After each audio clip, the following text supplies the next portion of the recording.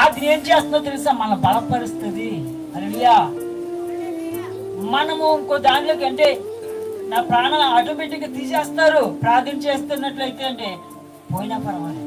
దానిలో ఒకటే అన్నాడు రాజు అన్నాడు, అయ్యా నువ్వు రోజు ప్రార్థన చేస్తున్నావు కదా, నీ దేవుడు తప్పించగలిగాడా నిన్ను అని దాని ఒకటి అంటున్నాడు. హల్లెలూయా. రోజు యథార్థంగా ప్రార్థన చేస్తావు, ప్రార్థనకి వెళ్తావు, ప్రతి పూట ప్రార్థన చేస్తావు, మోకరులు ప్రార్థన చేస్తావు, మరి దేవుడు తప్పించగలిగాడా అని రాజు అంటూ ఉంటున్నాడు. హల్లెలూయా. ఈరోజు దానిలా అంటూ ఉంటున్నాడు. ఆ రోజు రాజు ఆ నాటకాలు నాట్యాలు మానిపించేసి తెల్లవారుజామున ఎక్కడికి వెళ్ళాడు? ఆ సింహ బోన్ దగ్గరికి వెళ్ళగానే ఏమన్నాడు? నీ దేవుడు రక్షించగలిగాడా అంటే రాజు చిరకాలం జీవించిన దాకా నేను దేవుడి నమ్మకంగా ఉన్నా